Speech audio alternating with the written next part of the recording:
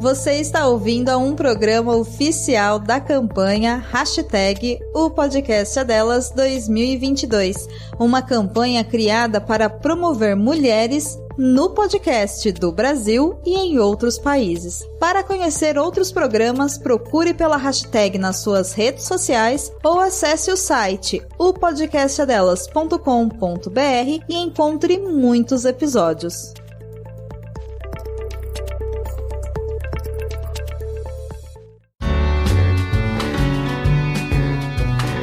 Feito por Elas, o podcast que discute o protagonismo das mulheres no audiovisual.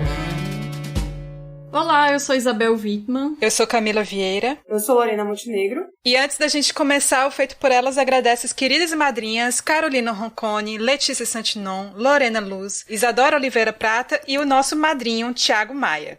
Você já sabe, né, que para fazer esse podcast chegar até você que está nos ouvindo, a gente tem diversos custos de produção, a gente também doa as nossas horas de trabalho, e por isso, se você puder apoiar o nosso trabalho, colabora com o nosso financiamento coletivo no padrim.com.br ou no catarse.me, os dois são /feito por elas. A gente tem categorias com diversos valores, com várias contrapartidas diferentes, então tem newsletter, tem adesivo, tem sorteio, tem programa extra, e claro, né, também, como a gente sempre fala, você pode nos ajudar muito divulgando o podcast para novos ouvintes. E hoje a gente tá aqui com a nossa convidada, Lorena Montenegro, pela primeira vez aqui na casa. Lorena é crítica de cinema, integrante do Elviras, o coletivo de mulheres críticas de cinema, e da Abracine, a Associação Brasileira de Críticos de Cinema. É colaboradora do site Cenas de Cinema, e a Lorena também tá sempre dando vários cursos, né? Então, Lorena, muito obrigada por participar aqui da nossa conversa hoje, e conta para quem tá nos ouvindo onde que pode encontrar o teu trabalho, as tuas redes sociais. Olá a todos, todas e todes. Bom, eu quero dizer para vocês que quem espera sempre alcança, porque eu pedi demais para participar do Feito por Elas. Eu uso muito dos meus estudos. Eu estudo cinema e gênero, também narratologia e construção de personagens femininas.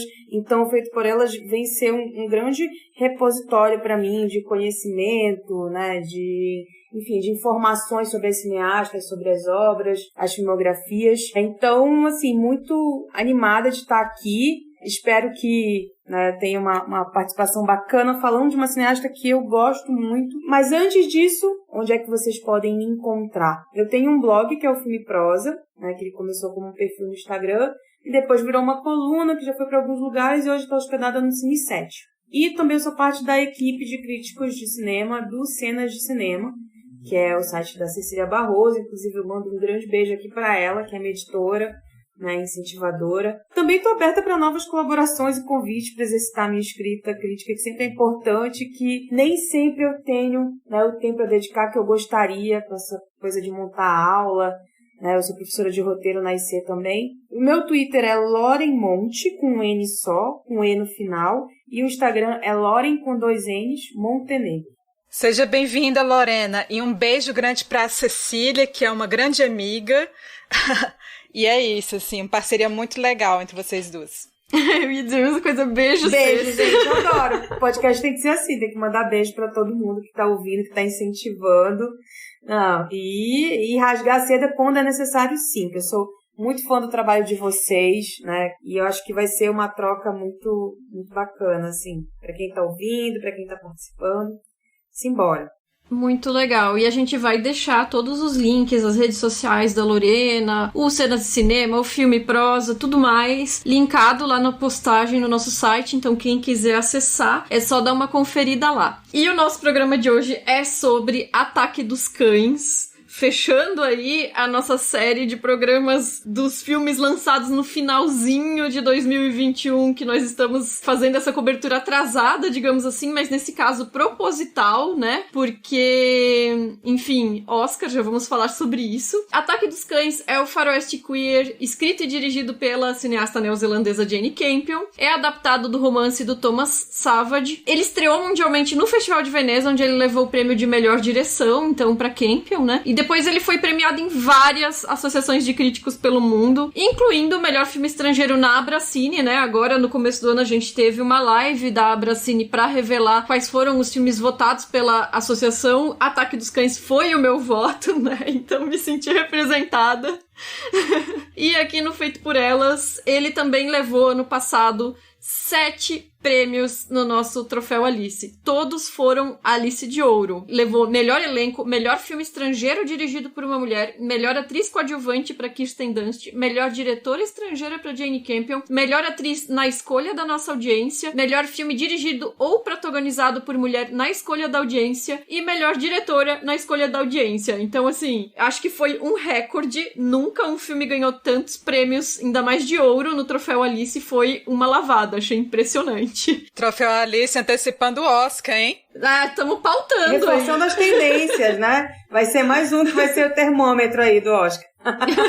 Mas eu acho interessante, depois até quero conversar isso com vocês, essa coisa do filme tá tão presente, tanto nos prêmios de associação de crítica, quanto no Oscar, que não é um prêmio da crítica, né? É um prêmio da indústria, né? E aí eu acho que tem algumas convergências esse ano que tornam esse filme um pouco único nesse sistema de lançamento, porque geralmente o Troféu Alice, longe de premiar filmes que tenham um desempenho, assim, de premiações como o Oscar, como esse, né? Então, vamos falar sobre isso. E o programa de hoje, como eu falei, é parte do especial de mulheres no Oscar que a gente faz todos os anos, porque o filme tá com 12 indicações, né, no Oscar desse ano. É o concorrente com mais indicações desse ano. E elas são trilha sonora, montagem, fotografia, som, design de produção, atriz coadjuvante, que é a Kirsten Dunst, ator coadjuvante pro Jesse Plemons, ator coadjuvante pro Cody Smith-McPhee e ator pro Benedict Cumberbatch, roteiro adaptado pra Jane Campion, direção a Jane Campion e melhor filme. Então, no Oscar ele também chegou com essa lavada, né? E isso depois da cineasta ter ficado anos meio sumida, né? Então, o último filme dela tinha sido em 2009, O Brilho de uma Paixão.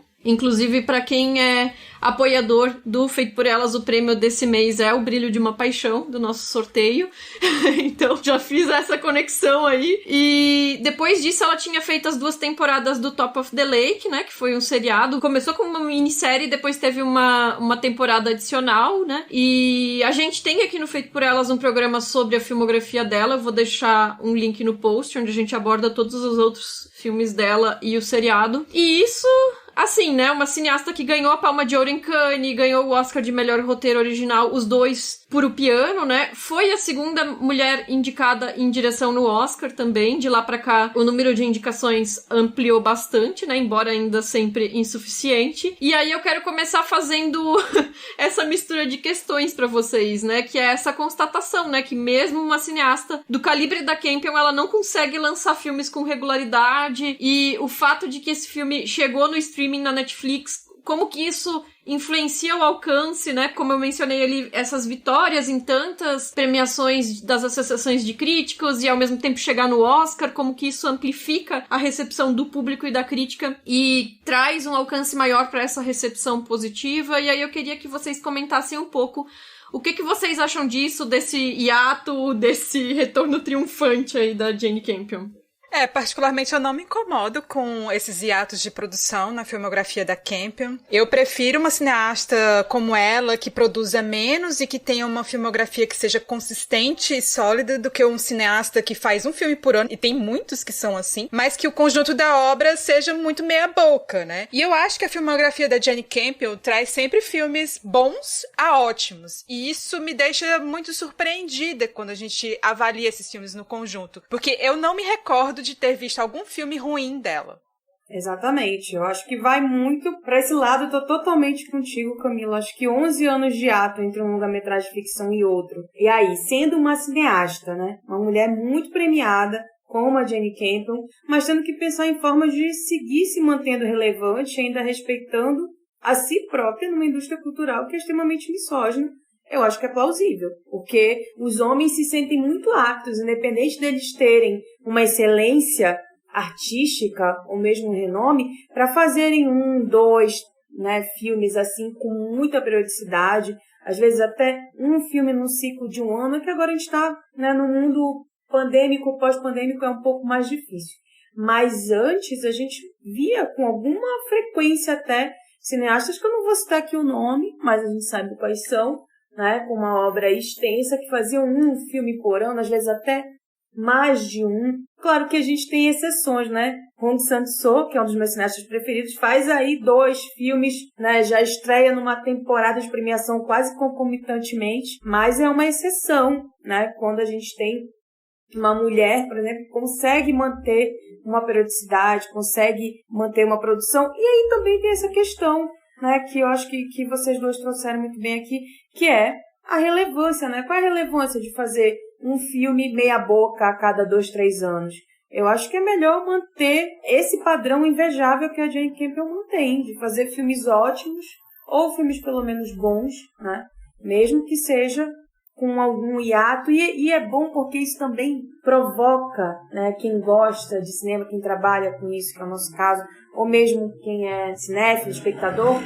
Poxa, tanto tempo que eu estou sem ver um filme da Jane Campion, e aí ela surge com esse filme primoroso, eu acho que isso dá uma satisfação ainda maior, né? E ela falou num bate-papo, que vai estar linkado aqui também depois, promovido pela Netflix, com o Ang Lee, né, que eles se conhecem e tudo, mas o Ang Lee muito mais nesse papel realmente de fã do filme, que o livro do Thomas Savage chegou a ela até pela madrasta dela, ele ficou uns bons anos ali, sendo lido e relido por ela, né? Ela ficou ruminando, pensando como que seria a melhor forma de adaptá-lo, porque ele é um livro complexo de ser adaptado, né? Ele é muito num tempo psicológico do personagem do Phil especialmente, tem muito flashback, e enquanto isso o agente dela estava procurando pelos direitos da adaptação. E por um tempo esses direitos, por exemplo, ficaram com Paul Newman, mas não chegou a virar filme. Ela poderia também estar fazendo um remake aqui, né? Por que não? Mas acabou que não, né? Que esse livro realmente, os direitos foram comprados pela agente dela e ela começou a trabalhar, né, nessa adaptação. Agora eu já queria deixar aqui uma observação, que eu não considero um faroeste queer, não. Eu acho que é sim, talvez, usando até uma definição do próprio Ang Lee, o filme definitivo sobre o cowboy gay. Então, eu me refiro a ele como faroeste queer justamente porque eu trabalho com queer, né? E tomando o termo porque ele é muitas vezes usado queer nesse sentido de não hétero, né? O queer como a oposição ao hétero. Mas o queer é toda uma série de teorias que trabalham com a noção de construção de performatividade de gênero, de construção de corpo. Enfim, esse filme ele trabalha muito com essa temática, né? De como essas personagens, elas estão trabalhando com masculinidades performativas e o queer tem esse sentido muito de tudo que não é normativo em termos de gênero e sexualidade, né? Então, acho que nesse sentido o filme ele aborda muito o que a gente pode entender por queer, né? E, enfim, o filme ele é também um outro faroeste dirigido por mulher que discute masculinidade e ano passado a gente fez aqui um programa, eu e a Camila, né, sobre o First Call, da Kelly Reichardt, e que pra mim esses foram os 2 melhores filmes do ano passado, né? Então, curiosamente, aí as diretoras, as cineastas, se debruçando, né, sobre esse tema das masculinidades no faroeste. Foi, né? O meu Acho voto da Abracinho, First Call foi meu voto. Ah, então... Mas tá ali, ficou entre os 2. Eu votei no Ataque dos Cães, mas eu votaria totalmente no First Call também. É que ele é um filme, na verdade, de 2020, né? E chega pra gente com atraso. Ele seria um filme do ano anterior, né? Mas pela questão da estreia no Brasil, né? Ele é um filme do ano passado, né? Pra gente. E, bom, Ataque dos Cães, a história se passa na década de 1920, 100 anos atrás aí, né? Em algum momento o filme situa em 25, um momento da história ali. E é sobre 2 irmãos ali, o Phil, que é interpretado pelo Benedict Cumberbatch, e o George, que é o Jesse Plemons. Os 2 são rancheiros, eles cuidam de uma fazenda de bois, e eles conhecem a Rosie, que é a Kirsten Dunst, que é uma viúva que toca ali uma pousada, um restaurante, junto com o filho dela, o Peter, que é o Cody Smith McPhee, e o George se interessa por ela, eles se casam, e o Phil hostiliza ela logo de partida. Antes do casamento já ele tá hostilizando a figura da Rose. E essa é mais ou menos a sinopse do filme. Claro que tem muitas outras questões, né? E a conversa hoje aqui no programa vai ter spoilers moderados, porque a gente vai precisar falar sobre o final do filme. Mas, pra começar, eu queria falar com vocês aqui sobre o elenco. Que elenco, né? Porque são 4 personagens principais e os 4 estão indicados ao Oscar, né? Então, acho que isso diz muito também sobre a direção de atores da Campion, né? Sim, e antes, só fazendo um adendo aí à nossa lista de melhores, eu acrescentaria junto a esse filme, da Campion e ao da Kelly Reichardt, a Filha Perdida da Maggie Gyllenhaal. Eu acho que são os filmes mais robustos que eu vi nessa temporada. Claro, eu ainda não li o livro, por exemplo, quero muito ler, da Helena Ferrante, né? No qual o filme da Maggie Gyllenhaal foi adaptado. Inclusive, ela ganhou agora vários prêmios também no Spirit Awards, né? Que é o prêmio do cinema independente. Mas eu fico muito contente que são todos filmes feitos por mulheres, né? E agora, então, falando do elenco, eu fiquei muito imaginando que nós estamos aqui dialogando sobre como que esse casting foi quase que um desígnio divino, porque para mim é muito incrível mesmo, como não são só 4 atores que interagem muito bem, que estão muito bem na caracterização desses personagens, né, nessa dinâmica, principalmente do que está oculto pra gente no primeiro momento e depois vai se revelando, né, dessas emoções, desses sentimentos, mas como que, por exemplo, apesar de não haver semelhança física entre o Cumberbatch e o Plimons, para mim eles são irmãos. Eles têm todas aquelas rusgas, as mágoas, mas também tem um afeto ali de uma forma bem tortuosa que está presente. E em pensar que a Elizabeth Moss é que teve que declinar do filme por alguma incompatibilidade aí de agenda, por causa das séries que ela faz, e que no final das contas foi ótimo, porque a química entre o Plimons e a Dunst é realmente palpável, né? Eles que são, como a gente sabe, não sei se todo mundo que está nos ouvindo sabe, mas enfim, casados na vida real, mas devem saber porque está sendo muito divulgado também, né? Ao longo dessa temporada, isso. Agora, claro, eu acho que vocês duas, de repente, devem concordar que a lascívia que rola entre o Phil e o Peter é sutil, mas é muito destacada. E é fascinante como que o Cumberbatch faz realmente desse personagem, daquele homem emasculado, alguém tão grotesco e sensual ao mesmo tempo. Enquanto que o Code, vou chamar carinhosamente de Code, porque o sobrenome dele é muito grande, com aquele olhar de peixe morto, ele deixa muita coisa no ar. E parece que ele realmente está sendo completamente enlaçado ali pelo cowboy, né?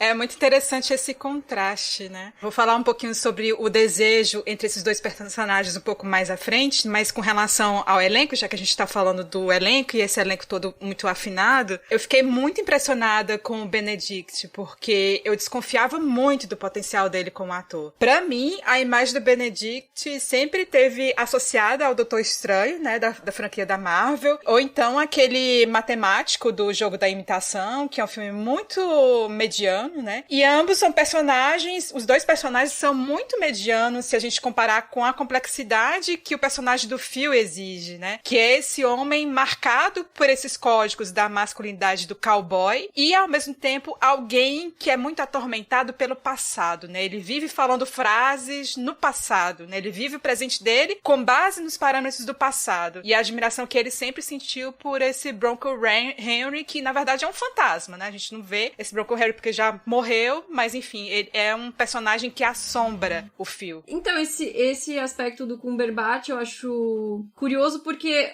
quando ele foi lançado pro sucesso, vamos dizer assim, foi com o Sherlock da BBC, né, que era o seriado. E aí depois ele começou a fazer esses filmes, muitos filmes hollywoodianos também. A impressão que eu tenho é que ele nunca alcançou, até agora, né, até o Ataque dos Cães, um papel no cinema que fosse à altura do que ele demonstrava de talento na atuação com o Sherlock. Então, justamente isso que tu falou, Camila, de esses papéis, assim, da Marvel e Jogo da Imitação e tal, que eu acho que não fazem jus, assim, ao que ele é como ator, né? Então, realmente, acho que esse é o primeiro filme que ele tem mais espaço pra se mostrar como ator. Um pouco aconteceu isso no Senhor dos Anéis, né? Porque ele interpreta lá no Hobbit o Smaug, e aí era aquela coisa de motion capture, né? Que se fazia muito nos filmes do Senhor dos Anéis, e o Smaug é um dragão, e aí tem umas cenas de bastidores de ele rastejando no chão, e ele tem aquela voz grave, ele botando pra fora, impostando toda uma voz de dragão e se colocando ali numa atuação enorme, e aí quando tu vai ver depois da pós-produção do filme finalizado,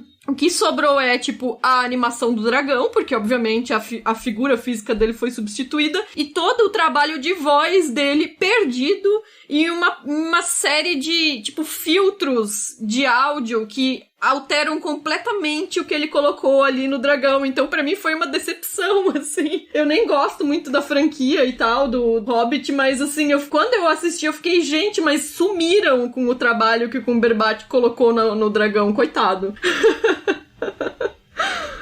É complicada essa situação, mas olha, eu sou muito fã do Benedict Cumberbatch por causa do Sherlock, mas eu acho que talvez ele viesse pontuando ali algumas coisas, acho que desde essa época aí, 2012, 2013, né, concordo que o Smaug é um desperdício também, mas eu gosto dele, por exemplo, no filme do Bill Condon, o Quinto Poder, o Quinto Estado, acho que é o Quinto Poder, que ele faz o Julian Assange, né, principalmente por causa do jogo dele, do jogo entre ele e o Daniel Brühl, que é outro ator que eu adoro também. Então acho que assim, o Bill Condon é um diretor meio, às vezes ele faz umas bobagens. Acho que nesse filme a atuação dos dois me chama muita atenção. E tem uma série com ele também, com a Rebecca Hall, que eu acho maravilhosa, que é o Parade's End, que é dessa época. Então, como eu tava muito, né, fã dele por causa do Sherlock, acaba que eu fui assistir outros trabalhos com ele e fiquei impressionada, assim. E tem também a atuação dele naquele... Eu não sei se vocês lembram, eu não vou lembrar agora como é que é o nome totalmente.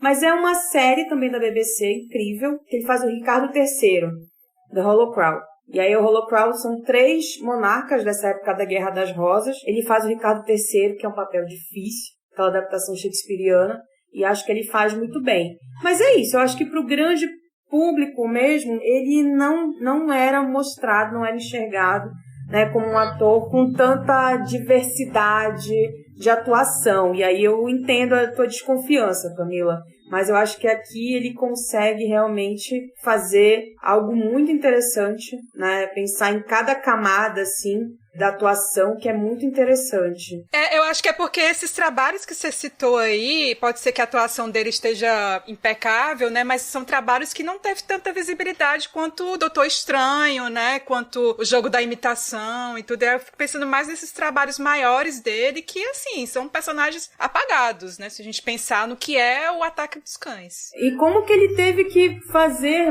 muito também com as próprias escolhas da Jane Campion, né? Ela fala também nessa entrevista com o Ang Lee o quanto que foi num primeiro momento, isso até conversando com a gente dela, uma atitude ousada não colocar os flashbacks, não colocar essa figura do Bronco Henry, né? Ele é um fantasma mesmo, e ele não é só um fantasma enquanto essa não presença, esse personagem ausente, mas ele é um fantasma dentro do próprio arco do personagem do filme, né? Então ele é um desses traumas, ele é uma dessas questões determinantes para quem aquele personagem é. E como que o Cumberbatch vai trabalhando isso, claro, junto com ela, nessa direção de atores, essas sutilezas, me impressiona realmente, sabe?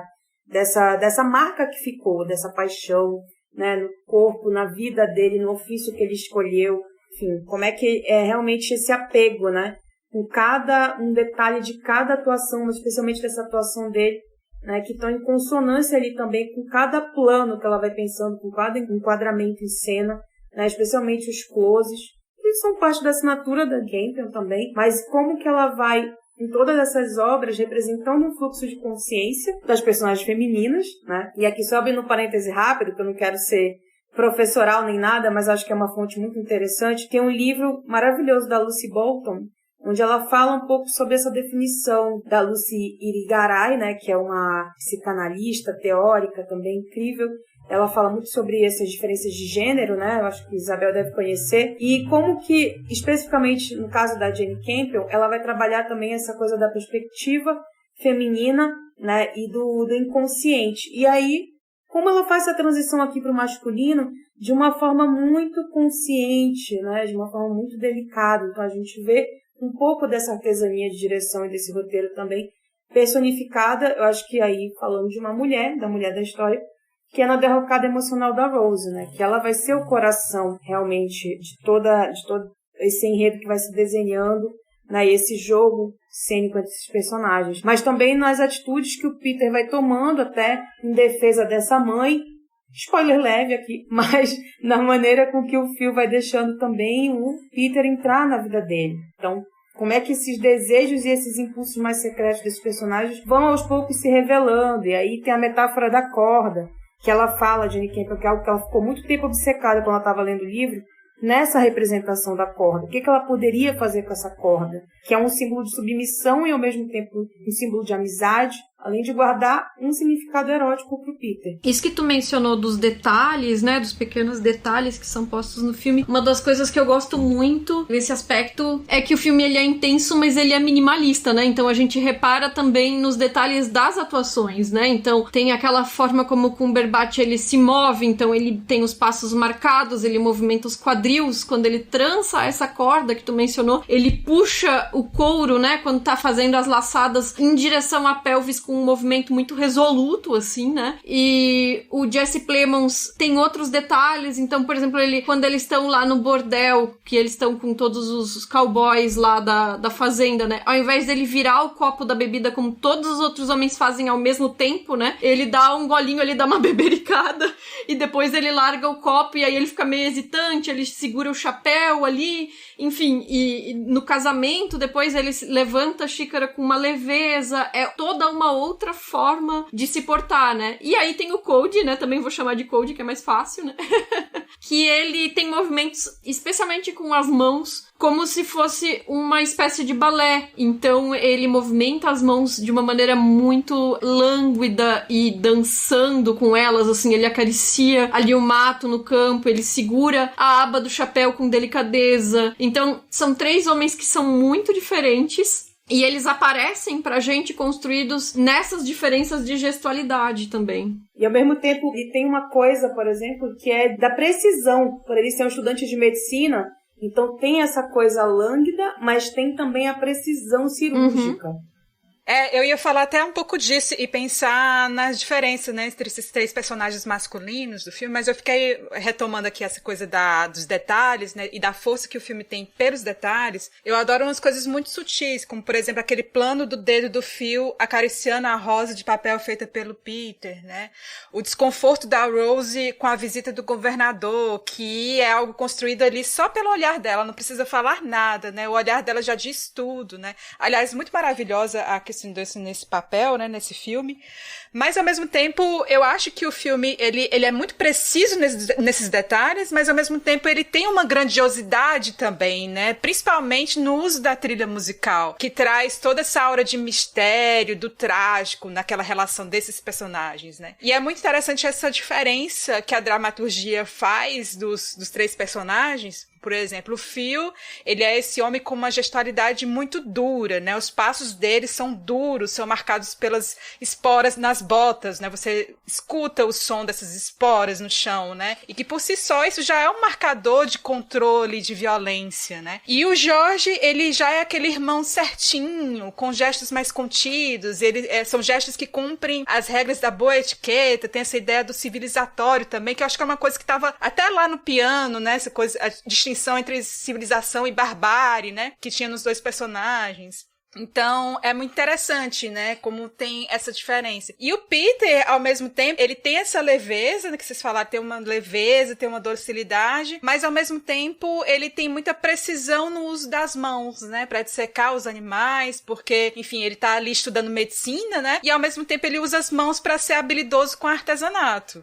A primeira vez que a gente vê o Phil, bem na abertura do filme, né, a câmera, ela tá dentro do celeiro, e ele tá do lado de fora, né? E aí vai aquele traveling pelas janelas. Eu não sei se é um celeiro, enfim, um estábulo ali, né? E a Jane Campion, ela vai reenquadrando o Phil conforme ele vai andando, né? E ela vai repetir esse mesmo enquadramento no final. Quando ele tá já se sentindo mal, quando ele tá segurando a corda que ele fez pro Peter, né? Meio spoiler aí. E o filme, ele usa algumas dessas elipses, né? Tem elementos que a gente antevê o que vai acontecer com cada uma dessas personagens aí, dessa narrativa, né? Em alguns momentos a gente vê que o Phil também também tá parado na moldura da porta, que é aquele enquadramento clássico, né, que tem no Rastros de Ódio do John Ford, né? Então, acho que a forma como a Campion ela trabalha a paisagem é muito bonita. Ela tá sempre nessa escala grande, né, que vai apequenando os personagens. Não sei, eu fiquei muito feliz de eu ter visto esse filme no cinema quando eu fui, porque eu ainda fiquei pensando que na TV é outra escala, né? E eu acho que outro filme que faz isso bem nessa temporada é o Duna, do Villeneuve, né? Que é outro filme de gênero, inclusive, mas enfim, é outra pegada também. Mas eu gosto dessa forma como ela coloca as personagens em relação ao ambiente, que é uma coisa muito do faroeste mesmo, né? E ela se usa dessa linguagem clássica do faroeste. E pra mencionar outra categoria técnica que tem relação aqui, a gente tem que dizer que com o Ataque dos Cães, a Ari Wegner se tornou a segunda mulher indicada a melhor fotografia na história do Oscar, né? A primeira foi a Rachel Morrison com Mudbound, da Dee Reese. Então são mulheres fotógrafas trabalhando com mulheres diretoras. Torcendo muito pra ela ganhar, já de cara dizendo isso, né? Porque a decupagem do Ataque dos Cães é incrível, né? Porque ao mesmo tempo que ela é devedora desses códigos, dos clássicos, dos faroestes, né? Assim, tem muito planos gerais do rancho, dos pastos, o trilho do trem que você vê ali, a colina, que é muito significativa no filme. Tem esses travelings pontuais, né? Mas que são ao mesmo tempo muito significativos pra narrativa, como essa que você falou, Isa, que mostra as janelas ali a partir desses ambientes internos. E eu gosto, em particular, dos planos de detalhes que a gente falou um pouco aqui, mas tem uma sequência que eu adoro, que é aquela sequência do coelho que fica ferido, né? E a gente vê o sangue na pata dele, e ao mesmo tempo tem sangue na mão do Phil, né? Porque o Phil tem uma coisa interessante, o Phil, ele não usa luva, né? Ele tá ali sempre com as mãos desprotegidas, e ele usa também muito as mãos, né? Tem aquele momento lá de castração dos bois e tal, e você percebe que ele não usa, né? Diferente do Peter, por exemplo, que tá o tempo todo ali usando luvas, também muito por causa dos estudos de medicina que ele tá fazendo, né? Mas é muito interessante essa distinção também desses detalhes das mãos, né? E nessa cena do coelho, o sangue cai naquela plantação e você vê o detalhe, né? O sangue pingando ali. E a gente também sente o vento soprar naquela cena. É muito sensorial. Eu gosto muito daquela sequência. E assim como é bem sensorial aquela sequência em que o Phil tá naquele esconderijo dele, né? E ele roça aquele lenço do Bronco Henry. É linda aquela cena, né? Porque ele tá roçando aquele lenço ali no corpo dele. E é uma cena muito bonita porque tem aquela luminosidade toda intensa do sol. Então é incrível. Não, e assim, o filme é constituído muito nessa fabulação de como que as sensações são trabalhadas nesse universo, né? Nesse oeste, que é um oeste da Jane Campion. Como que atravessa esses personagens. Então, assim, eu não li o livro do Thomas Savage, mas eu li algumas resenhas dele, e uma coisa que fica muito frequente é o quanto que no livro tem passagens que são muito provocadoras no sentido de que a gente sente a volúpia daqueles personagens. Então, essa volúpia está muito presente também, né? É como se... Não é que a espectadora sentisse um desejo sexual pelos personagens, mas os sentidos deles parece que estão tão aflorados que isso realmente é uma outra camada de compreensão, né, e disposição que é muito importante para essa fruição do filme, que eu tive a sorte de ver no cinema também, e pasmem, eu fui numa sessão que só era eu. Eu cheguei no cinema, lá no Reserva, e era só eu, era quase que uma cabine exclusiva, assim, e foi maravilhoso, porque é isso, é um filme que bom que a Netflix deu dinheiro pra Jane Campion fazer, mas que bom também que ele teve um lançamento, mesmo que restrito nos cinemas. Eu espero que, com o passar do tempo, os lançamentos sejam um pouquinho mais esticados no cinema, porque é importante também. E aí, falando de algumas categorias, então, mais dos aspectos técnicos do filme que também vocês se aprofundaram aqui, mas eu também sou mundinho Ari Wegner totalmente, eu quero que ela leve esse Oscar. Eu conheci o trabalho dela num filme maravilhoso, que é o Lady Macbeth, com a Florence Pugh, eu não lembro quem é o diretor agora, mas eu já fiquei muito impressionada, assim, com a estética daquele filme, né, com paleta de cores, enfim. E ela é super jovem, né? Então ainda vai ter muita coisa aí boa que a gente vai ver com certeza com ela. E eu gosto como que essa fotografia, ela vai imprimindo uma certa aridez, né? Ao mesmo tempo que esse fascínio que a gente tem por esse simbólico dos cowboys, né? O faroeste, ele é um gênero cinematográfico por excelência, né? Ele só existe no cinema, depois que ele faz essa migração para literatura e para outras mídias, enfim. E como que ela vai criando, né, junto com Jane Campion, toda a equipe técnica do filme. Eu acho que o filme também tem um design de produção espetacular.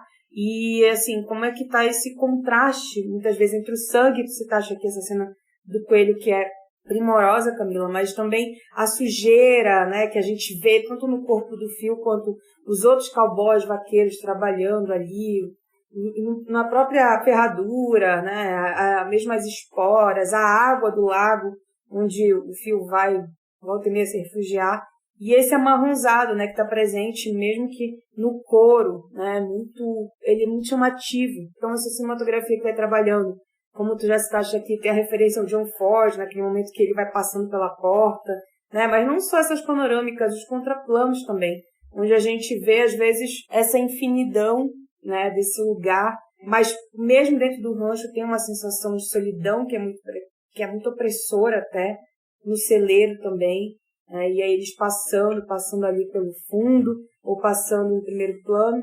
Então, assim, eu acho que também tem um trabalho muito bonito de edição, né, que é todo congregado pela direção da Jane Campion.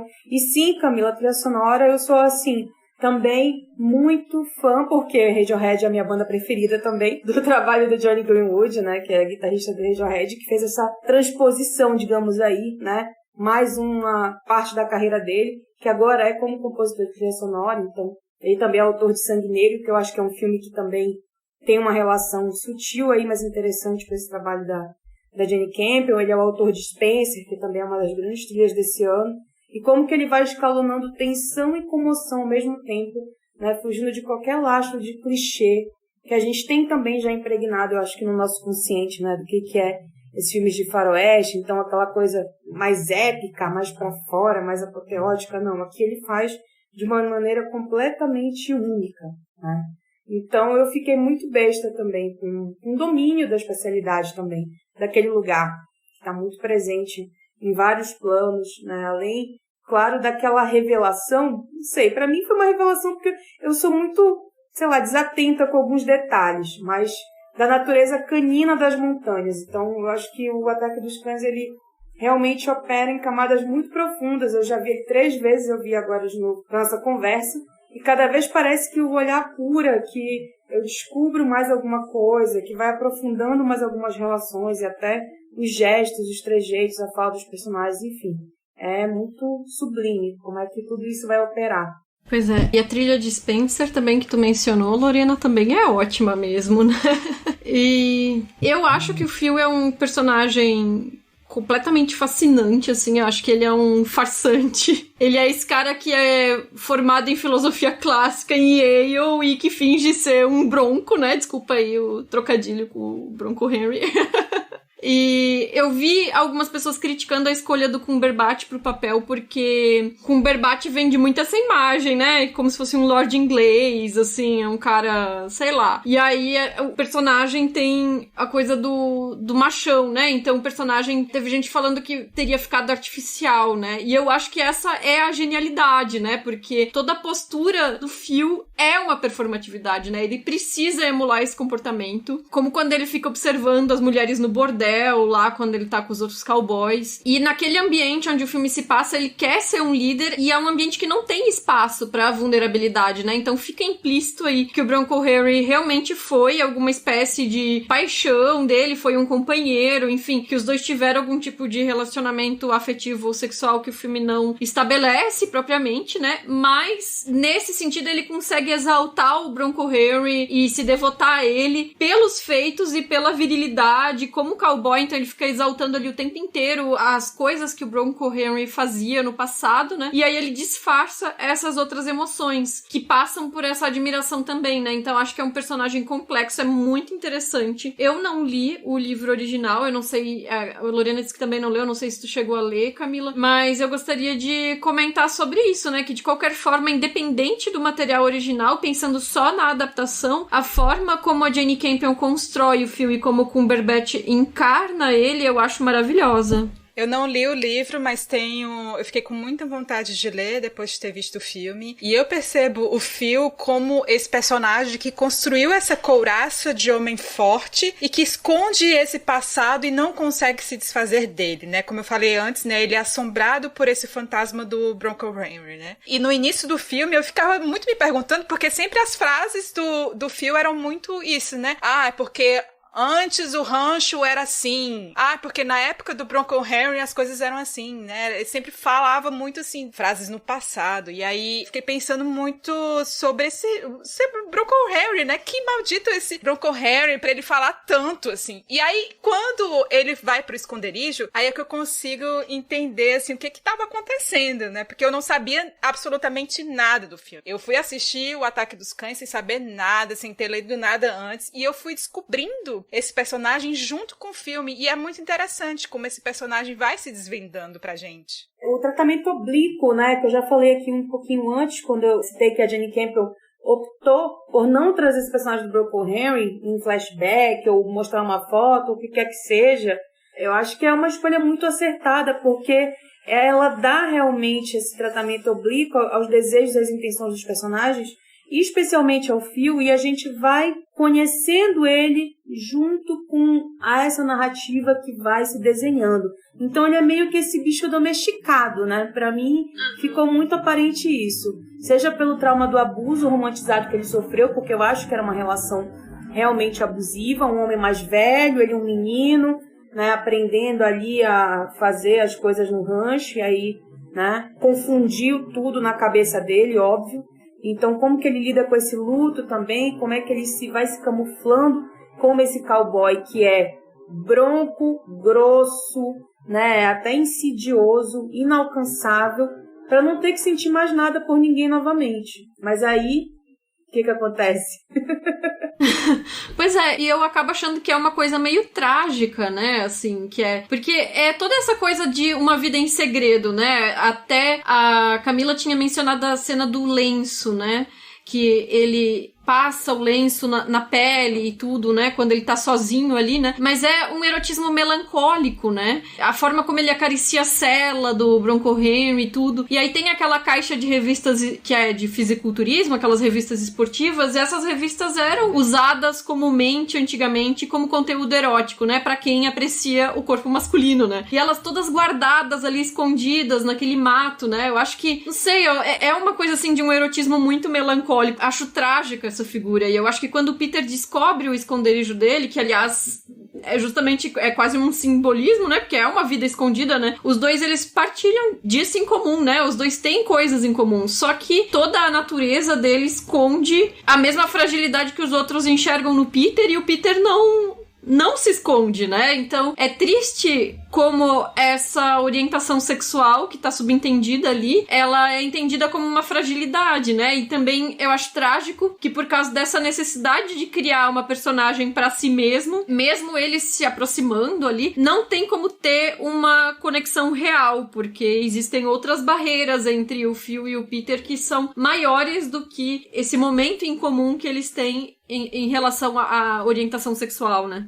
Então, isso me lembrou muito o Grande Sertão Veredas. Eu tinha até comentado isso com a Isa, né? Mas eu não vou aprofundar muito a relação, porque Grande Sertão Veredas tem uma brasilidade muito forte, né? Que talvez tem um monte de outras questões que não passa por aquilo que o Ataque dos Cães traz, né? Mas, assim, essa coisa de ser um espaço ali de sociabilidade entre muitos homens e que não é permitido o erotismo entre eles. Talvez isso seja a relação entre o cowboy que aparece lá no Ataque dos Cães e o jagunço que aparece ali no Grande Sertão Veredas, né? Assim, mas só fazendo uma breve aproximação, né, entre essas duas obras que têm suas diferenças também, né? E fiquei pensando muito no Phil, que o Phil, ele é um personagem que é muito distante da mãe dele, né? Que aparece poucas vezes no filme e, inclusive, por conta disso, eu acho que essa distância que ele tem da mãe, ele normaliza muito o poder sobre as mulheres, né? Principalmente com a Rose, que é uma personagem muito fragilizada, né? E já o Peter, ele já tem uma vivência atrelada à mãe, né? Ele tá ali mais próximo do espaço doméstico, né? Enquanto o Phil, ele tem muita afinidade com esse espaço público, né? Enfim, entre outros vaqueiros, entre outros cowboys, o Peter não, ele já tem uma relação mais próxima com o espaço doméstico, né? Com a Rose, que tá sempre muito perto dele e protegendo ele, né? Então tem essas diferenças também, né? De relações familiares. E você sabe uma coisa que me ocorreu agora, assim, ouvindo somente Camila falar agora sobre essas aproximações, é o quanto que o Peter tem uma relação também com o Phil, por exemplo, de alcançá-lo num lugar onde ele provoca o afastamento. Então, essa coisa dele parecer realmente, né, um homem forte por baixo daquela couraça, mas na verdade esse bicho que está domesticado, mas que está aprisionado, é muito camuflado pelo cheiro, né? Então, o Benedict Cumberbatch até falou também em umas entrevistas, porque estava virando quase que uma lenda da temporada, que nem a coisa da Lady Gaga não desincorporar a Patrícia da Casa Gucci, né? Que agora ninguém fala mais porque ela não foi indicada, coitada, mas enfim. De como que ele ficou aí quase um mês, semanas sem tomar banho. E ele disse que não era pra tanto, mas que sim, em alguns momentos ele abdicou dessa higiene porque uma característica muito forte do personagem no livro é que sempre que ele entra num local, o cheiro vem antes, né? O mau cheiro dele, o odor forte dele vem antes. E aí, como que a Jane Campion trabalha isso no filme, né? Os odores, eu acho que dá pra sentir esse cheiro do couro, mas ao mesmo tempo aquela ameaça do antrax, né? Que acaba, os gados, né?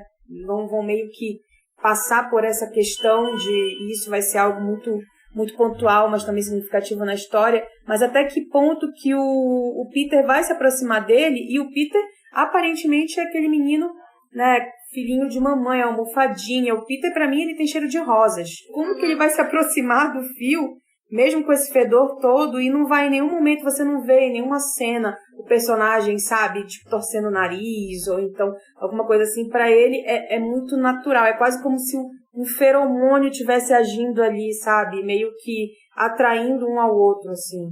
Pois é, sobre o Peter, eu acho que é interessante porque ele é, obviamente, subestimado pelo Phil, né? Então, quando ele fala pro Phil que o pai dele considerava ele muito... Eu não lembro agora exatamente o adjetivo que ele usou, mas era, tipo, muito duro, muito bruto. Alguma coisa assim, né? O Phil até dá uma risadinha sarcástica, né? Tipo, duro, você, né? E ele desdenha, né? E eu tinha falado do balé que ele faz com as mãos nos movimentos, e vocês mencionaram também sobre a precisão, né? O filme, ele ressalta essas habilidades manuais dele, né? Então ele faz as flores de papel, né? Que o Phil despreza no começo, né? E aí ele aparece dissecando o coelho, né? E isso é uma brincadeira pra ele, né? Férias da faculdade de medicina. Ele disseca com uma facilidade absurda, né? Mas essa cena do coelho é interessante porque a gente vê que ele traz o coelho pra agradar a Rose, porque ele é fofinho, a Rose fica feliz de ver o bichinho ali. Mas ele não tem dó de matar, né? E ele tem essa frieza de lidar, de separar as coisas, né? E aí no começo ele fala aquela frase que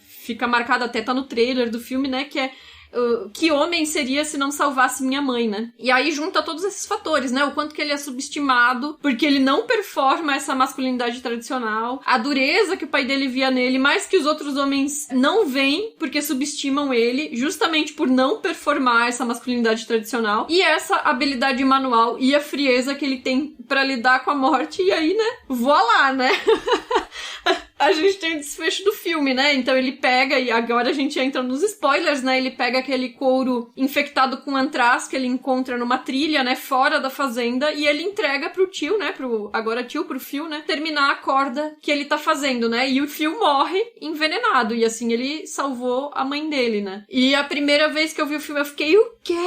Eu fiquei, será? Ele fez isso de propósito, sabe? Porque o filme, ele apresenta tudo assim, realmente nos detalhes, né? E aí o filme foi assentando, eu fui pensando, eu fiquei, eita, que foi mesmo, sabe? Não, quando eu vi a segunda vez, eu fiquei, inclusive, perseguindo os gestos do Peter, pra identificar, assim, cada coisa que ele foi fazendo, que de repente, na primeira vista, me escapou, mas é isso mesmo. Então, quando a gente vê pela primeira vez, pra mim só caiu a ficha naquela fala lá do médico, né? Que disse que encontrou antrax lá. Nossa, poxa, caiu a ficha pra mim.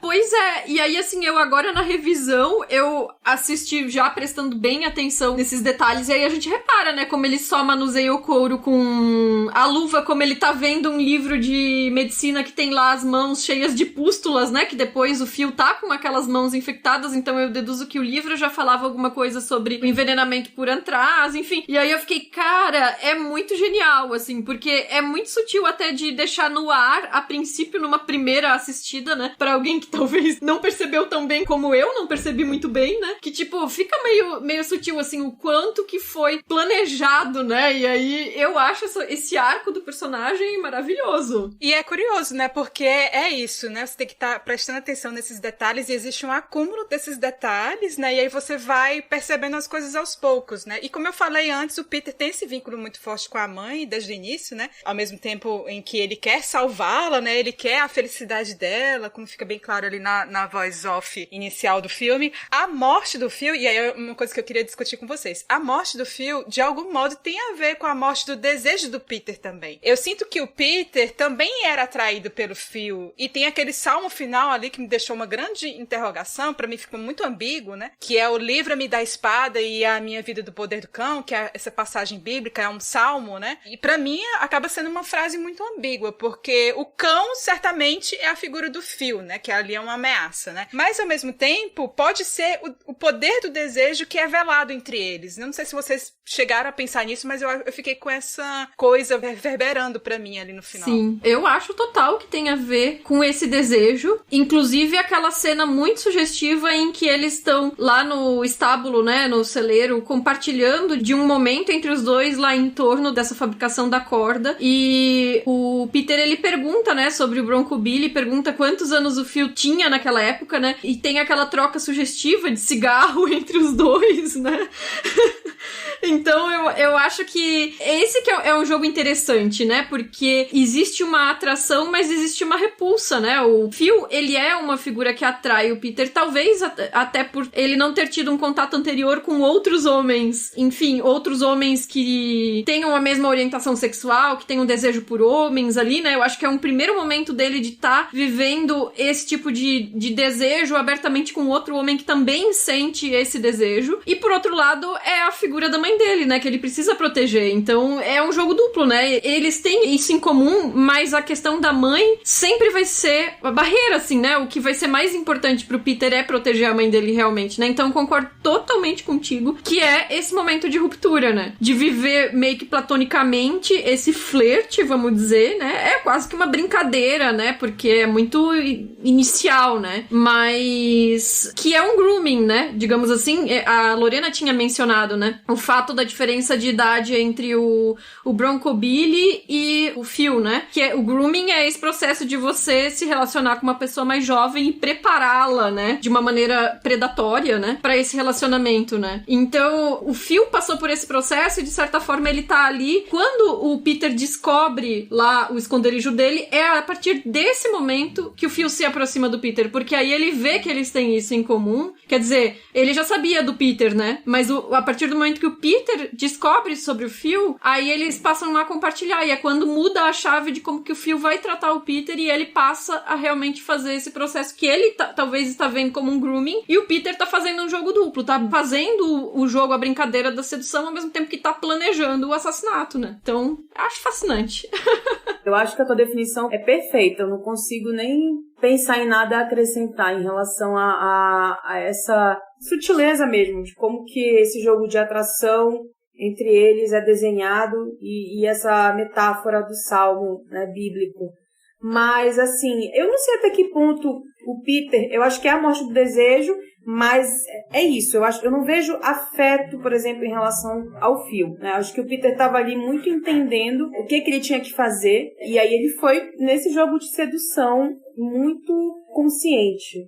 Mas eu acho que é um arco primoroso, ainda assim, porque é isso, é um personagem também cheio de ambiguidade, né? A narrativa ela é constituída muito nessa chave de ambiguidade.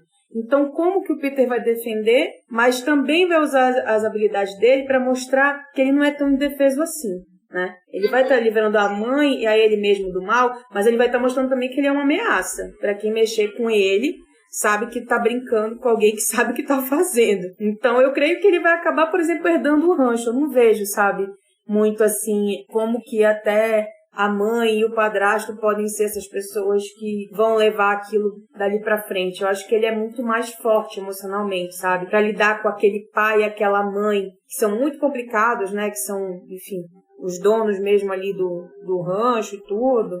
E até isso fala muito, a gente entende muito como que o Phil é, do jeito que ele é, pela maneira que naquelas poucas cenas a mãe trata ele e o irmão, mas eu acho que se existe uma empatia pelo Peter, né, que a gente coloca muito ali nesse lugar, no primeiro momento da vítima, é também por ele ser esse cordeiro que vai tentar o predador, né, mais uma vez uma coisa bíblica, mas assim, como que ele vai revelar essa vida secreta do Phil, mas vai usar isso também como algo a favor dele, não vai expor, né? E aí a gente vai também, por mais que seja um personagem que ele repele o Phil, ele também é um personagem que fascina. Então a gente vai acabar criando algum tipo de vínculo com ele justamente por ser um homem que manifesta uma masculinidade tóxica, sim, mas que principalmente ataca mulheres, né? Ou ataca homens mais frágeis do que ele, como o irmão, e que está ali totalmente emasculado dos seus desejos, dos seus afetos, reprimindo essa sexualidade e remoendo tudo, né? Ele fica remoendo, acho que até a coisa de mascar tabaco, de ficar ali fazendo a corda, tá muito para mim nesse movimento também corporal e até metafórico do que quer remoer. Então, ele vai acabar sendo preparado pelo Peter, abatido e pronto para ser engolido ali pela bocarra do cão. Eu acho que no final das contas é isso, ele é consumido, né? Pelo seu desejo, pela confiança que ele teve no outro, por ter saído um pouco desse lugar, né, aberto essa couraça. Pois é, tu falou aí, Lorena, do quanto que ele é tóxico, principalmente para as pessoas como ele vê como mais frágeis, né? E aí eu vou puxar a Rose, né? Que é a personagem entre os 4 que a gente ainda não discutiu aqui, né? Eu tava vendo um vídeo da Vanity Fair, que eu até indiquei lá na newsletter do Feito por Elas, que a Kirsten Dunst fala dos principais pontos da carreira dela, desde entrevista com o vampiro, né? Dos principais papéis dela e tal. E parênteses pra dizer que eu acho que é uma loucura que essa é a primeira indicação dela ao Oscar, né? Com tantos papéis marcantes. O próprio Entrevista com o Vampiro, Virgens Suicidas, Melancolia, enfim, era pra ela pelo menos já ter sido indicada. Eu até falei, né? Antes aqui de a gente começar a gravar, que eu jurava, não sei porquê, no meu delírio, assim, que ela tinha sido indicada por Melancolia, mas enfim. Pois é.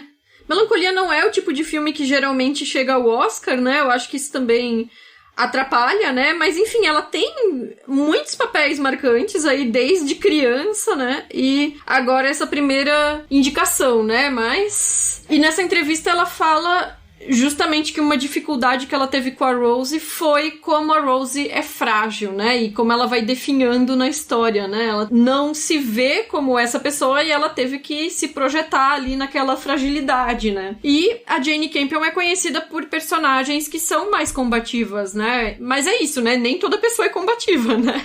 Tem muitas comparações do Ataque dos Cães com o Piano, claro, porque os dois são filmes da Jane Campion, né? Eu mesma escrevi, né, que os dois filmes se passam em ambientes naturais e ambientes sociais que são hostis para os personagens e que as duas têm o seu piano, as duas conhecem um homem que vai medir forças com elas, né? Só que a Ada, a protagonista do Piano, ela enfrenta, né? E a Rose, ela sente o golpe, né? Então ela é outra personagem que o filme também dá pistas da trajetória dela. Então quando ela tá lá no começo com os hóspedes barulhentos no restaurante dela, ela fala que ela gostaria que eles não bebessem, que ela não gosta de álcool, e mais pra frente ela mesma vai ter essa adicção por álcool, né? Então tem toda essa afronta do Phil com o fato de ela não conseguir tocar aquela música que ela repetidamente fica ensaiando, né? Ela não consegue tocar direito, não consegue tocar até o final, e ele fica desafiando ela com o banjo, com o assovio dele, e o piano pra ela não é uma ferramenta de expressão, como é pra Ada no filme, o piano, né? É uma pressão, porque o George fica querendo que ela se exiba, né? Pras visitas, mostre que ela sabe tocar, né? Mas, enfim, ela tocava no cinema mudo pra acompanhar os filmes, ela não é uma pianista, né? E aí o assovio do Phil vai virando essa tortura psicológica, né? E aí eu queria saber de vocês o que vocês acham dessa personagem, pensando também nessas outras protagonistas da Campion. Essa relação com o piano, eu fiquei pensando na distinção, né, entre o piano e o Ataque dos Cães, né, porque ali o piano, no filme o piano ele é deslocado por vontade da Ada, né, a Ada quer aquele piano e obriga aquele marido dela a trazer o piano no mar, né, com aquela dificuldade toda. Inclusive tem aquela rima visual com o próprio Ataque dos Cães, né, aqueles homens, aqueles cowboys todos transportando, né, aquele piano com aquela dificuldade no meio da lama, e ali na sequência inicial do piano tem isso, né, esse deslocamento que é muito difícil ali pelo mar, de trazer esse piano, né, mas o piano no Ataque dos Cães, ele é de certa forma imposto pelo George, né, pra vida da Rose, que ela queria meio que apagar ali a vivência que ela teve com o piano, né, com a relação aí com o cinema mudo, né. Fiquei pensando nisso, nessa diferença, e aí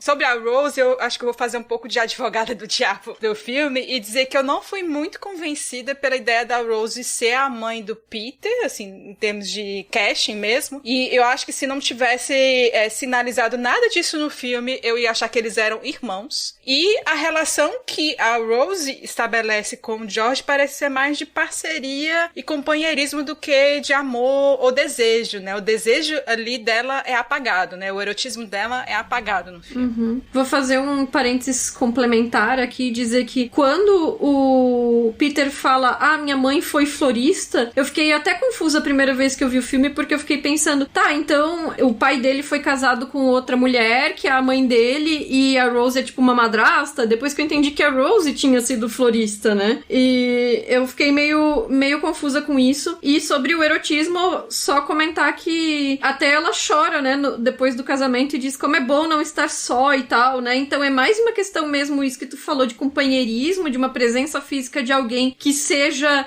gentil com você, do que realmente um desejo entre os dois, né? Eu acho que esse vínculo simbólico entre os filmes da Campion me fascina. Assim como eu acredito que especificamente no caso de O Piano e O Ataque dos Cães, a personagem da Rose e a da Ada são mulheres aprisionadas nas suas dores e que temem sim que o mundo machuque seus filhos. Só que essa relação de Ada com George, que também é George, né, que é a personagem do Harvey Keitel, ela é muito construída a partir do que é a comunicação, o surgimento desse amor, da compreensão principalmente, né, e da confiança. E eu vejo ecos disso na relação da Rose com o George do Jesse Plemons. Então, claro que o piano tem muito mais erotismo, até porque a gente está falando de uma mulher que é muda, que é silenciada, inclusive, né, e que ela passa por um luto e ela é sempre muito confrontada, né, esse confronto que ela tem com um marido lá que a compra, entre aspas, né, que é o personagem do Sanil, que eu não vou lembrar o nome agora, mas como que ela enfrenta ele e ao mesmo tempo ela encontra, digamos assim, esse afeto, não só esse afeto, mas esse lugar de entendimento com o personagem do George, né, ensina ele a tocar piano. E aí a gente tem uma espécie de final feliz ali, que é muito raro, inclusive, quando a gente fala de protagonistas femininas, mesmo no cinema da Jane Campion, mas como que o filme é todo construído muito dentro dessa subjetividade da personagem. E aqui, por mais que a Rose seja coadjuvante, mas eu acho que a Jane Campion, ela traz muito isso para uma camada principal, essa subjetividade dessa personagem, né? Como que ela tenta ali realmente se digladiar nesse mundo que repele essas mulheres que tentam ter autonomia sobre si mesmas, né, que tentam ter o seu negócio, ela tem ali o negócio dela, um restaurante, cuidar do filho. Não, ela precisa de um marido para ser esse apoio, né, para ser, digamos assim, esse muro entre ela e esse mundo que quer, né, realmente feri-la. Então eu acho que o George vem como essa pessoa e ele, inclusive por ele ser do jeito que ele é, sem a expectativa de ter um casamento apaixonado, fogoso, né? De ter uma coisa muito mais tranquila mesmo. E também a questão da idade, da pouca idade da Dance, que tu falou, Isabel, eu acho que ela me convence como mãe do Cody, porque, principalmente pela maneira que eles atuam. Talvez crie algum estranhamento, mas eu acho que isso, na caracterização, acaba que se dilui, porque eles criam realmente uma relação de cumplicidade e cuidado muito bonita, assim, os dois atores, acho que conseguiram trabalhar isso muito bem. Agora, a tensão entre ela e o Phil, Nossa, eu acho algumas das cenas mais torturantes, né? E me interessa muito pela maneira com que ela reage ao que ele faz, né? Aquela cena do confronto do piano com o banjo é o que vai desestruturar completamente a Rose e vai condicionar, inclusive, o mergulho na bebida, né? Como se ela assumisse essa incapacidade de confrontar, ou até essa exaustão, e aí ela dissesse, não, então eu vou lidar com isso, com uma maneira que talvez seja uma forma de eu amortecer mais essas minhas dores, essa incapacidade, né, de lidar com este homem aqui. Sim, e uma das categorias técnicas aí que a gente não mencionou, queria só falar um pouquinho sobre o figurino, né, só pra variar. Porque, apesar do filme estar indicado a 12 Oscars, ele não foi indicado pra figurino, né? Poderiam ser 13, né? Ele só foi indicado pra design de produção. E eu acho que é um ótimo figurino, assim, na minha opinião. Ele é assinado pela Kirsty Cameron, que é neozelandesa também. Ela trabalhou no Encantadora de Baleias, da Nick Caro, que a gente também tem um programa já sobre o filme. E eu acho que é um figurino interessante, justamente, a gente falou de todos esses detalhes e sutilezas na construção dos personagens, né? E passa muito pelo figurino, né? E acho interessante como o Phil, ele nunca tira a chaparreira, né? Que é aquela perneira de couro que vai por cima da calça. A dele é uma pele, né? Tem os pelos ainda. É uma armadura, é uma roupa que faz parte dele. Tem cena que a gente consegue ver que ele dorme com aquela roupa. Ele dorme até de bota e de espora, às vezes, né? Tem um momento que ele acorda e quando ele pisa no chão dá pra ouvir o barulho da espora. Então ele dormiu de espora. Então ele nunca tira essa fantasia de cowboy que ele criou pra ele mesmo, né? Só quando ele tá lá no refúgio da memória do Bronco Billy, né? Que também é quando ele não só tira a roupa, como ele toma banho, né? Tem essa coisa de não tirar o cheiro, né? Que vocês mencionaram e tal, né? Aquilo que ele relaciona ao trabalho, né? Enfim, o George, mesmo nesse lugar hostil, né? Longe das cidades grandes e tal, ele tá sempre de paletó, ele tá sempre de chapéu, que não é um chapéu de cowboy, né? É um chapéu mais formal, né? Porque ele tenta viver nesse jeito, entre aspas, correto, assim, né? E ele também não finge não ter a riqueza que ele tem, né? Que é o que o Phil faz. O Phil finge que não é um ricaço, né? E a Rose, ela precisa aprender a lidar com a ascensão social. Ela tem as roupas dela simples no trabalho na pousada e de repente ela tá usando seda, ela tá usando casaco de pele, né? E pela trajetória dela, isso é mais um elemento que soma as pressões que ela já sente com o casamento, né? Disso de ter que lidar com o convívio com pessoas, os políticos ali, né? Ter que lidar com o piano. Existe uma pressão que é posta nessa ascensão social, né? E é interessante reparar os tons das roupas dela que são sempre puxados pro rosé, né? Então remetem realmente ao nome dela, a delicadeza dos materiais das roupas dela, tem sempre uma suavidade, né? Eu amo a blusa de tricô que ela usa, que tem umas mangas bufantes e tem um botão na nuca com um recorte, que é o que ela usa na cena que eles vão pra aquele campo depois do casamento. E pra fechar, né, o Peter, que é maravilhoso, né? Porque ele se destaca ali no meio dos outros homens do lugar, mas ele não liga, né? Ele parece que ele não se importa com a forma que eles tratam ele. Então ele usa a calça jeans sem molhar, que os outros ficam falando, mas ele não molha o jeans, e aí ele desfila no meio dos outros comentando, e ele vai e volta, assim, inabalável. Enfim, ele compra um tênis branco, camisa branca, chapéu branco... que são roupas que não são nada práticos pra usar realmente, né? Naquela poeira, na sujeira, na lida com a fazenda, né? Ele sim tá realmente criando uma fantasia do que é uma roupa de cowboy adaptada pros gostos dele, né? Mas isso também cria um contraste com as roupas escuras do Phil, que é uma referência também aos faroestes clássicos, os faroestes italianos, por exemplo, que costumam ter um cowboy vestido de branco e um cowboy vestido de preto, que marcam essa oposição, né? Pelo contraste das cores. E é curioso, né? Porque a maioria dos faroestes clássicos se passam no século XIX e esse é no século XX, né? Então, isso que a Camila mencionou sobre como o Phil tá ligado a uma noção de passado, né? O George já tem um carro no filme, né? Então, tem um certo senso ali de que essas tradições estão ficando pro passado e o embate dessas masculinidades também é um embate de estilo de vida, né? O Phil se apegando à imagem do cowboy antigo que não existe mais. E os demais seguindo em frente, né? Então, enfim, eu acho que é um trabalho de figurino que é muito bonito. Faz parte dentro dessa sutileza que a gente mencionou toda da construção das personagens e talvez por isso não chame tanta atenção, mas eu acho que facilmente podia ter entrado no pacote de indicações. Eu tiraria Beco do Pesadelo fácil pra colocar Ataque dos Cães. Nossa, uma super aula da Isa aí sobre o figurino do filme. Tô passada, gente. Não tenho nem lugar de fala pra comentar mais. Eu, inclusive, fui até procurar agora se o filme não tinha sido indicado na guilda, né? De não foi. Costume Designers. E ele não foi, realmente. Eu até fui olhar porque às vezes o Sindicato dos Figurinistas, ele costuma indicar alguns filmes que não vão pro Oscar, justamente porque o Oscar foca mais em, vamos dizer assim, o estereótipo, grandes figurinos de época, vistosos, vestidões, essas coisas assim, né? E o Sindicato, ele já tem essas categorias, primeiro, que são 3, né? Que é filmes contemporâneos, filmes de época e fantasia, ficção científica, né? Filme de época ganhou, por exemplo, Cruella, né? Da Jenny Bevan, que é um trabalho muito bonito também, mas eu não sei nem se eu colocaria como de época, enfim, porque é uma época meio contemporâneo, né? Anos 70. Eu acho que eles deviam criar mais categorias. Pronto, falei. Porque o Ataque dos Cães ganhou mais de 200 prêmios nessa temporada, né? É o filme, assim...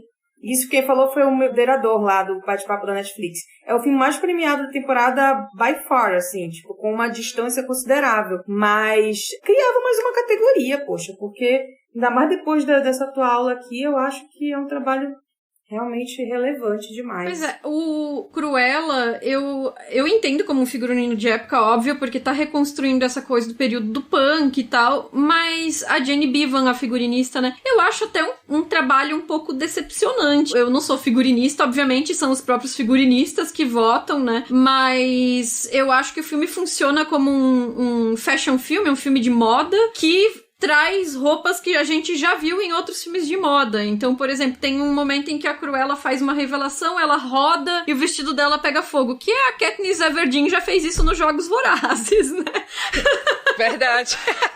Então, assim, eu não sei, eu acho que é um figurino bonito, é um figurino que faz o que ele se propõe, mas eu não acho que é um figurino que faz um trabalho tão interessante se a gente até pensar que o figurino não é só pra ser roupa bonita, né? É pra ser realmente uma ferramenta de construção da narrativa, né? Enfim, eu acho que nesse sentido, apesar das 2 indicações, eu acho que Ataque dos Cães foi injustiçado porque, na minha opinião, deveriam ser 13. Então, mais uma coisa que eu quero pontuar para ir encerrando, já pegando ali quando você fala um pouco sobre esses embates de masculinidade, de estilos de vida também, desses homens, né, que isso está presente no figurino, na direção, enfim, na maneira que esse roteiro adaptado funciona, e principalmente nas interpretações, é que tem um tratamento muito oblíquo, né, que a Jane Campion dá a esses desejos, a essas intenções dos personagens, né, a maneira que eles se constituem, e que eu acho muito fascinante para o entendimento da história, porque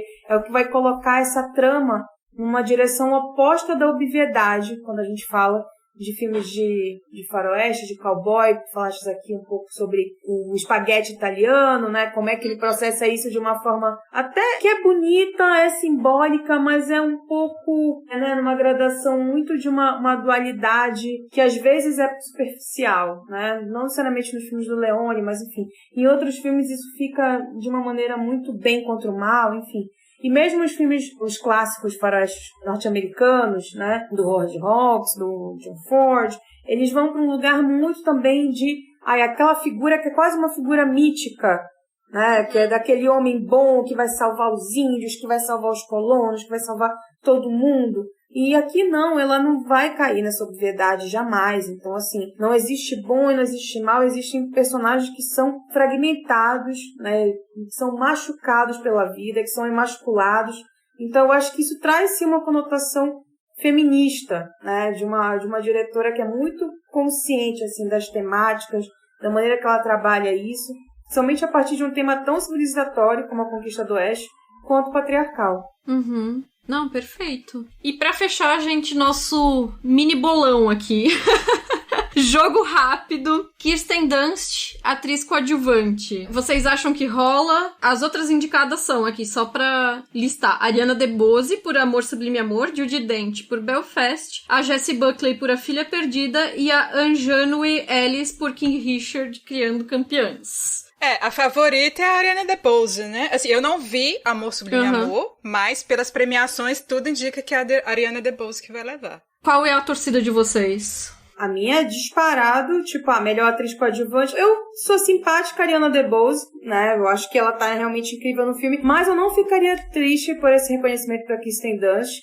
Até pelo reconhecimento pela carreira, que eu acho que é algo que o Oscar volta e meia faz, porque eles cometem muitas injustiças. Então, uma carreira que começou aí, né, quando ela estava na infância, quando ela tinha, acho que ela tinha 12 ou 13 anos de Entrevista com o Vampiro. Então, assim, ser coroada, celebrada com esse Oscar por um papel que realmente é um papel denso e que exigiu muito dela, física e emocionalmente, acho que poderia ser muito bacana, mas acho difícil de rolar. Assim como o Cold também não deve levar melhor ator coadjuvante, deve ficar realmente com o Kotsur, que é o ator, né, de Coda lá, o pai da Emilia Jones, por uma cena, né? Porque, assim, é um filme bacana? Mas a grande cena do personagem é uma. E eu acho que o Cold faz um trabalho incrível no filme inteiro, de ponta a ponta, mas ok. E como eu falei antes, eu espero que a Jane Campion faça a limpa geral nesse Oscar, porque eu não tolero ela perder tipo Steven Spielberg pela segunda vez. Eu vou ficar muito indignada. Eu, na verdade, tô torcendo pra Ariana DeBose, mas eu também não acharia nada ruim se a Kirsten Dunst ou a Jessie Buckley vencesse. Eu acho que as três estão sensacionais. E pra fechar, né, os prêmios principais, né? Em 94, a Jane Campion foi premiada como melhor roteiro original e perdeu o melhor filme e melhor direção pro Spielberg, que tava com a lista de Schindler naquele ano, né? E esse ano são os dois de novo, né? Então é Ataque dos Cães versus Amor, Sublime Amor. Quem que leva o melhor filme e melhor direção? O que vocês acham? Jane Campion vai ganhar porque não é possível que ela vai perder de novo. É isso. Eu vou fazer até uma blusa, gente, sério. Não é possível. Não é possível. São 283 prêmios acumulados pro Ataque dos Cães, tá? Eu tô aqui com o IMDb aberto. Contra, tipo, Sublime Amor tá premiado? Tá, mas, assim, não tem como, cara. Não é nem uma questão de números, é uma questão realmente de justiça e de merecimento, assim, sabe? E de dificuldade. É isso, eu acho que, assim, ok, o Spielberg fez um trabalho bonito, mas, assim, a dificuldade de se adaptar a um livro que durante muito tempo foi considerado inadaptável e fazer um remake de um musical, que é o musical da Broadway, que já foi filme, que já foi 1 milhão de vezes encenado, eu acho que é aparente, né? Sem dúvida. A torcida que, com certeza, todo mundo no Feito por Elas vai ser a Jane Campion, né? E já demos o nosso veredito, tanto equipe quanto a audiência, no nosso troféu Alice, né? Como a gente falou na abertura. Então, vamos de Jane Campion, a única torcida possível. Lembrando que a gente tem o nosso bolão do Oscar, do Feito por Elas. Então, quem quiser participar oficialmente, tem prêmio, tem tudo. O link vai estar lá na postagem pra quem quiser fazer seus palpites. E é isso, Jane Campion maravilhosa e de volta com mais um filme. Não temos nem o que dizer, apenas elogiar. Apenas dizer obrigada, Jane Campion, por você existir, continuar fazendo cinema, continuar inspirando, né? E é isso, e continue sempre assim. Sim, a Jane Campion pode levar mais 10 anos pra fazer outro filme, não tem problema, que eu vou esperar. Linda, maravilhosa. Eu também.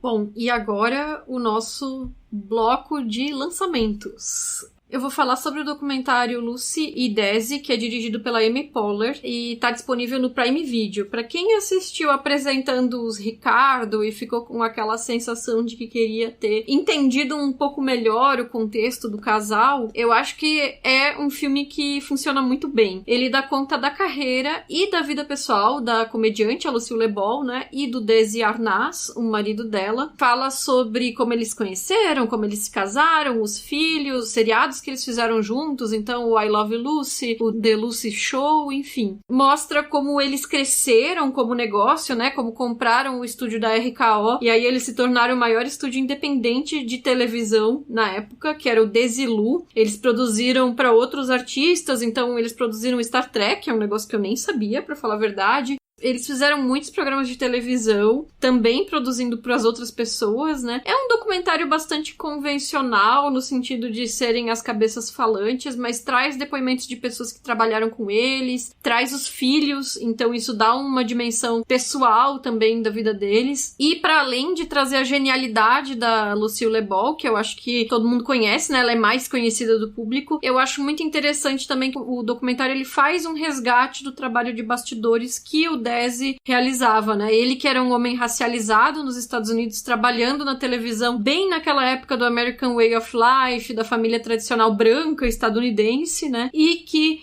por fazer toda essa parte de bastidores, de coordenar o estúdio realmente e fazer a parte de produção, nem sempre é tão lembrado no sucesso da dupla, né? Então é um filme que ele equilibra bastante o impacto cultural e tudo mais, o legado da Lucille LeBall, que era a grande estrela, mas que não deixa de trazer também o trabalho do Desi Arnaz como a figura por trás do sucesso da Lucille, que também trabalhou muito pelo estúdio dos dois, né? Então acho que é muito interessante. Ele nos faz entender melhor as personagens do que o Apresentando-os Ricardo, traz alguns fatos curiosos e acho que funciona como um filme para apresentar realmente, ou para quem quer conhecer melhor essa dupla aí da televisão estadunidense, né? Então fica aí a recomendação, o filme tá disponível no Prime Video. Então é isso, né? Encerramos por aqui. Siga o Feito por Elas nas redes sociais, no Twitter, no Instagram, Facebook e Letterboxd Feito por Elas. Avalie também no Apple Podcasts ou no aplicativo da sua preferência. Todas as referências que a gente falou ao longo do programa estão com links no post. Além do site do feed, os programas estão disponíveis em todas as plataformas e aplicativos de podcasts e também estamos no YouTube. Você pode entrar no nosso grupo do Telegram, que o link vai estar na nossa postagem. Ele é conhecido como o melhor lugar da internet, né? Especialmente agora, nesse momento que tá todo mundo comentando todos os filmes das temporadas aí de premiações, então tá super movimentado. Entra lá pra conversar com a gente. Pode enviar comentários sobre esse programa pro nosso e-mail contato@feitoporelas.com.br ou no nosso site feitoporelas.com.br. Também nas nossas redes sociais, né? A gente sempre responde tudo lá direitinho. E o nosso próximo programa vai ser o nosso tradicional especial Mulheres no Oscar na edição de 2022. Lorena, obrigada novamente por ter participado dessa conversa. Foi muito legal. Foi muito bom ter falado contigo. Obrigada, eu só posso agradecer vocês duas. Foi maravilhoso, tô muito, muito feliz e vamos aí, então, aguardar para comentar o Oscar no grupo do Telegram. Olha, eu só tô em 2 grupos de Telegram de podcasts, que são o Feito por Elas e o Não Inviabilize, porque eu acho que são fundamentais. A Não Inviabilize também é para manter a também seriedade. Também patrocinem o Feito por Elas, viu, gente? É importante dar uma ajudinha lá mensal. Patrocinem, porque esse conteúdo maravilhoso tem que continuar sendo feito. Incentivado. Obrigada mesmo. Imagina. E pra quem tá nos ouvindo, né, obrigada pela audiência e até o próximo programa. Beijo, gente. Obrigada, Lorena. Tchau, obrigada. A pesquisa, pauta e roteiro é de Isabel Wittmann, Camila Vieira e Lorena Montenegro. A produção é de Isabel Wittmann. A edição é de Domênica Mendes. A arte da capa é de Isabel Wittmann. A vinheta de abertura é composta pelo Felipe Aires. E a locução da vinheta é da Débora Garcia.